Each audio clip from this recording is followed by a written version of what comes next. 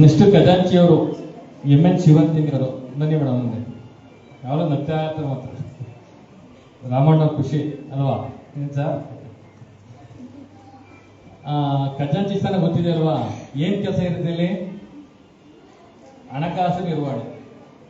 ಇಡೀ ಕ್ಲಬ್ನ ಈ 1 ವರ್ಷದ ಹಣಕಾಸು ನಿರ್ವಹಣೆ ಎಲ್ಲ ನಿಂದೇ ಜವಾಬ್ದಾರಿಯಾಗಿರ್ತದೆ. ಯಾರು ಕೊಟ್ಟರು ಯಾರು ಬಿಟ್ಟರು ಅದನ್ನು ಸಭೆಗೆ ಒಪ್ಪಿಸ್ತಕ್ಕಂಥದ್ದು, ಮತ್ತೆ ವಂತಿಗೆ ನಿರ್ವಹಣೆ ಸಂಗ್ರಹಿಸ್ತಕ್ಕಂಥದ್ದು, ಇಡೀ ವರ್ಷದ ಒಂದು ಬಜೆಟ್ ಮಾಡ್ತಕ್ಕಂಥದ್ದು,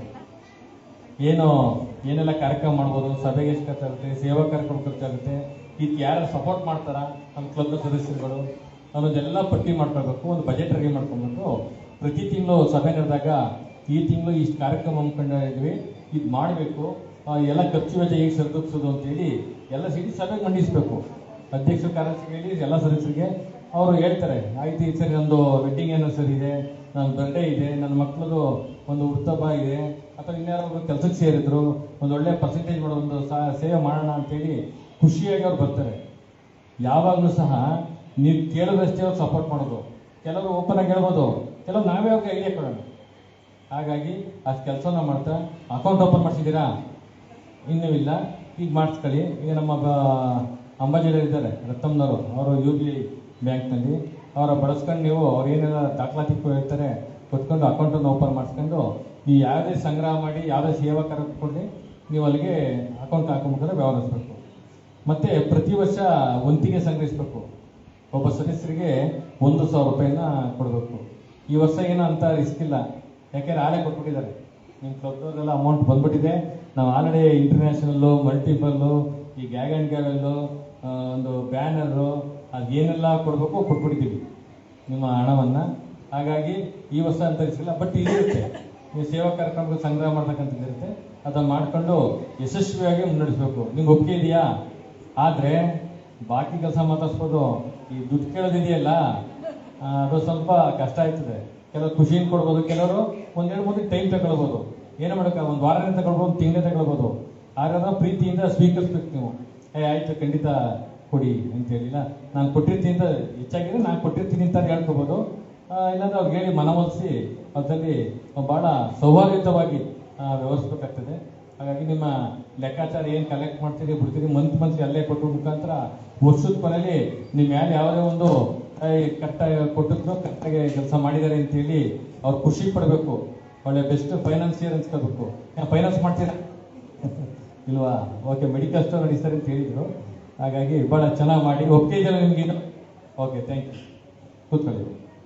ನೆಕ್ಸ್ಟ್ ಕಾರ್ಯದರ್ಶಿಯವರು LIMC ಪ್ರೀತಿ ರಘುನಾಥ್ ಅವರು ಆಲ್ರೆಡಿ LMF ಆಗಿದ್ದಾರೆ. ಅವ್ರಿಗೇನು ಹೇಳ್ಕೊಡ್ಬೇಕಾಗಿಲ್ಲ, ಯಾಕೆಂದರೆ ಅವರು ಉಪನ್ಯಾಸಕರಾಗಿದ್ದಾರೆ, ಹಲವಾರು ರೀತಿ ಕಾರ್ಯಕ್ರಮಗಳನ್ನು ನೋಡ್ತಾ ಇದ್ದಾರೆ. ಆದರೆ ಅಲೈನ್ಸ್ ಅನ್ನೋ ಸ್ವಲ್ಪ ಹೇಳ್ಬೇಕಾಗ್ತದೆ. ನಿಮ್ಮದೇ ರೀತಿಯಲ್ಲಿ ಅಲ್ಲಿ ಮಾಡ್ತಾ ಇರ್ತೀರಿ ಕಾಲೇಜಿನಲ್ಲಿ, ಇಲ್ಲೇ ಆಗುತ್ತೆ. ನೀವು ಮೊದಲು ಇಡೀ ಏನು ನಿಮ್ಮ 26 ಇದ್ದಾರೆ ಈಗ ಆಲ್ರೆಡಿ, ಅಥವಾ 30 ಆದರೆ ಎಲ್ಲ ಸದಸ್ಯರ ಪರಿಚಯ ನಿಮ್ಗೆ ಆಗಿರ್ಬೇಕು. ಎರಡನೇದಾಗಿ ಅವರ ಫೋನ್ ನಂಬರ್, ಅವ್ರ ವಿಳಾಸ ನಿಮ್ಗೆ ಗೊತ್ತಿರಬೇಕು. ಮೂರನೇದಾಗಿ ಈಗ ಆಲ್ರೆಡಿ ಒಂದು ಫಾರ್ಮೆಟ್ ಕೊಟ್ಟಿದ್ದಾರೆ, ನೀವು ಕೊಟ್ಟಿದ್ದೀರಿ. ಇಡೀ ಜಿಲ್ಲೆಯಲ್ಲಿ ಫಸ್ಟ್ ಅವರೇ ಕೊಟ್ಟಿದ್ದು. ವೆಡ್ಡಿಂಗ್ ಆ್ಯನಿವರ್ಸರಿ ಯಾವಾಗ ಶುರು ಮಾಡಿದ್ದೀರಿ, ಅದೇ ಆಗ ನೀವು ವಿಶ್ ಮಾಡೋರು ಖುಷಿ ಪಡ್ತಾರೆ. ನಮ್ಮ ಒಂದು ಸಂತಸದ ಕ್ಷಣವನ್ನು ಹಂಚ್ಕೊಂಡು ಅಂತೇಳಿ ಭಾಳ ಖುಷಿ ಪಡ್ತಾರೆ. ಇನ್ನೂ ನಾನು ಹೆಚ್ಚಿನ ಕೆಲಸವನ್ನು ಮಾಡಬಲ್ಲೆ ಅಂತೇಳಿ ಆಗ್ತಾರೆ. ಹಾಗಾಗಿ ನೀವು ಸಭೆಯನ್ನು ಕರಿಬೇಕಾಗ್ತದೆ. ಅಧ್ಯಕ್ಷ ಒಪ್ಪಿಗೆ ಮಾತ್ರ, ಅವ್ರು ಒಪ್ಕೊಂಡಿದ್ರೆ ಮಾತ್ರ ಕರಿಬೇಕು. ಆ ಡೇಟ್ಗೆ ಏಕೆ ನೀವೇ ಕರಿಬಾರ್ದು. ಅಧ್ಯಕ್ಷರ ಒಪ್ಪಿಗೆ ಮೇಲೆ ಕರೆದು ಸಭೆಯಲ್ಲಿ ಏನೆಲ್ಲ ಕಾರ್ಯಕ್ರಮಗಳನ್ನು ಚರ್ಚೆ ಮಾಡಬೇಕು, ಮೀಟಿಂಗ್ ನಡವಳಿಕೆಗಳು ಕನಿಷ್ಠ 3 ವಿಚಾರ ಇರಬೇಕು. 3 ಮೇಲ್ಪಟ್ಟು ಇಷ್ಟ ಇರ್ಬೋದು, ಒಂದು 3 ವಿಚಾರ ಇರ್ತದೆ. ತುರ್ತು ಸಭೆ ಇದ್ದಾಗ 1 ವಿಚಾರ ಇದ್ರೂ ಆಗುತ್ತೆ, ಎಮರ್ಜೆನ್ಸಿ ಮೀಟಿಂಗ್ ಕರೆದಾಗ. ಹಾಗಾಗಿ ಎಲ್ಲರೂ ವಿಶ್ವಾಸ ಗಳಿಸುವಂಥ ವ್ಯಕ್ತಿ ನೀವಾಗಿ ಇಡೀ ಕ್ಲಬ್ನ ಒಂಥರ ಕಿಂಗ್ ಪಿನ್ ಇದ್ದಂಗೆ. ಈ ಕ್ಲಬ್ಬು ಜಿಲ್ಲೆನಲ್ಲಿ ಮಲ್ಟಿಪಲ್ಲು ಇಂಟರ್ನ್ಯಾಷನಲ್ಲಿ ಒಳ್ಳೆ ಹೆಸರು ತಗೋಬೇಕು ಅಂದರೆ ನಿಮ್ಮ ಪಾತ್ರ ಬಹಳ ಮಹತ್ವದಾಗಿರ್ತದೆ. ಅಷ್ಟು ಕೆಲಸ ಮಾಡೋಕ್ಕೆ ಒಪ್ಪಿಗೆ ಇದೆಯಲ್ವಾ? ಒಪ್ಪಿಗೆ ಕೈಯನ್ನು ಎತ್ತೋ ಮುಖಾಂತರ ನೀವು ಸೂಚಿಸಬೇಕು. Thank you. ನೆಕ್ಸ್ಟ್ ಅಧ್ಯಕ್ಷರು LIT ಪವಿತ್ರ ನಾಗರಾಜ್ ಅವರು ಆಲ್ರೆಡಿ ಕಳೆದ ವರ್ಷದಿಂದ ಒಂದು ಹೊಸ ಕ್ಲಬ್ ಮಾಡಬೇಕು ಅಂತೇಳಿ ಭಾಳ ಉತ್ಸಾಹದಿಂದ ಅವರು ಓಡಾಡ್ತಿದ್ರು. ಆ ಪ್ರಕಾರವಾಗಿ ಮಾಡಿದ್ದಾರೆ. ಅವರಲ್ಲಿ ನಾಯಕತ್ವವಿದೆ ಅಂತ ನಾನಾದರೂ ಭಾವಿಸ್ತೇನೆ. ಯಾಕೆ ಇಷ್ಟೋ ಜನ ಕರ್ಕೊಬರೋದು, ನಾನು ಕ್ಲಬ್ ಮಾಡಿದಾಗ 15 ಜನಕ್ಕೆ ಸುತ್ತಾಗ್ಬಿಟ್ಟಿದ್ದು ನಾವು.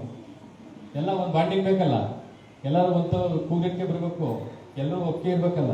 ಆಗ ನೀವು 20 ಅದು ಹೆಂಗೆ ನಿಭಾಯಿಸ್ತಾರೋ ಗೊತ್ತಿಲ್ಲ, ಅದು ನಿಭಾಯಿಸ್ತಾ ಇದ್ದೀರಿ. ನಾನು ಗ್ರೂಪಲ್ಲಿ ನೋಡ್ತಾ ಇದ್ದೀನಿ, ಗಮನಿಸ್ತಾ ಇದ್ದೀನಿ. ನಿಮ್ಮಲ್ಲಿ ಎಲ್ಲ ಒಳ್ಳೆ ಬಾಂಡಿಂಗ್ ಇದೆ. ಓಕೆ, ನಿಮಗೆ ಭಾಳ ಒಪ್ಪಿಗೆ ಇದೆ ಅಲ್ವಾ ಅಧ್ಯಕ್ಷ ಆಗೋದಕ್ಕೆ? ಇರಲಿ, ಆಮೇಲೆ ಹೇಳೋದಂತೆ. ಆಲ್ರೆಡಿ ಆ ಕಂಡದ ತಕ್ಷಣನೇ ಅಲ್ಲೇ ಪರಿಹಾರ ಮಾಡಿ ಇದು ಮುಂದುವರೆದಂಗೆ ಅಂತ ನಮ್ಮಲ್ಲಿ ಕೇಳಿದಿವಲ್ಲ, ಗೆಡೆಗಳ ಮಾತು ಅಂತ ಕೇಳಿದೀವಿ, ಗಾದೆ ಮಾತುಗಳು. ಹೆಂಗಸುಗಳು ಅಂತವಿದ್ದಾಗ ಗಲಾಟೆ ಜಾಸ್ತಿ ಇರ್ತಾರೆ. ಬಟ್ ನಿಮ್ಮಲ್ಲಿ 2 ತಿಂಗಳು ನೋಡ್ತಾವನೆ ಇನ್ನೂ ಜಾಸ್ತಿ ಚೆನ್ನಾಗಿ ಒಳ್ಳೆ ಬಾಂಡಿಂಗ್ ತೋರಿಸ್ತಾ ಇದ್ದೀರಿ. ಹಾಗಾಗಿ ನಿಮ್ಮ ಟೀಮು ಬಹಳ ಚೆನ್ನಾಗಿದೆ. ಆದ್ರೆ ಇನ್ ಕೇಸ್ ಬಂದಂತ ಸಂದರ್ಭದಲ್ಲಿ ನೀವು ಆ ಸಮಸ್ಯೆಯನ್ನ ಪರಿಹಾರ ಮಾಡ್ತಕ್ಕಂಥ ಚಾಕಚಕ್ಯತೆ ಹೊಂದಿರಬೇಕು, ಎಲ್ಲರ ಜೊತೆಲೂ ಬಾಂಡಿಂಗ್ ಹೊಂದಿರಬೇಕು. ಮೂರನೇದಾಗಿ ನೀವು ಕ್ಲಬ್ನ ಸಭೆಯನ್ನ ಒಂದು ದಿನಾಂಕವನ್ನು ನಿರ್ಧಾರ ಮಾಡಿಕೊಂಡು ಆ ದಿನಾಂಕ ಪ್ರತಿಯೊಬ್ಬರು ಸೇರೋ ರೀತಿಯಲ್ಲಿ ನೀವು ವ್ಯವಸ್ಥೆ ಮಾಡ್ಕೊಳ್ಬೇಕು. ನೀವು ಕಾರ್ಯದರ್ಶಿ ಜೊತೆ ಪ್ರತಿನಿಧಿಯಲ್ಲಿ ಮಾತಾಡ್ಕೊಂಡು ಮಾಡಬೇಕು. ಮತ್ತೆ 1 ವರ್ಷ ಪೂರ್ತಿ ಸೆಕ್ರೆಟರಿ ಹೇಳಿದ್ದೀವಿ ಏನೆಲ್ಲ ಕಾರ್ಯಕ್ರಮಗಳು ಮಾಡಬೇಕು ಅಂತ. ಜೊತೆಗೆ ಅಧ್ಯಕ್ಷರಾದವರು ತನ್ನದೇ ಆದಂಥ ಯೋಜನೆಗಳು ಇರ್ತವೆ. ಯಾಕಂದ್ರೆ ಸುಗ್ರೆ 1 ವರ್ಷ ಅಧ್ಯಕ್ಷತಾನ, ನಾನು ಈ ಅವಧಿನಲ್ಲಿ ನನ್ನ ಅವಧಿಯಲ್ಲಿ ಒಳ್ಳೆ ಕೆಲಸ ಮಾಡಬೇಕು ಅಂತ ಯೋಜನೆಗಳನ್ನು ಎಷ್ಟು ಗುರಿ ಹಾಕಲಿ, ಎಷ್ಟು ಸಾಧ್ಯ ಎಲ್ಲ 100% ಅಂದ್ರೆ ಇನ್ನೂ ಬಿಟ್ಟು ಎಷ್ಟು ಸಾಧ್ಯ ಅಷ್ಟು ಮಾಡ್ಕೊಳ್ಳಿ. ಬಟ್ ಗುರಿ ಇರ್ಬೇಕು ನಿಮ್ಮಲ್ಲಿ, ಅಷ್ಟು ಕೆಲಸವನ್ನ ಮಾಡಬೇಕು.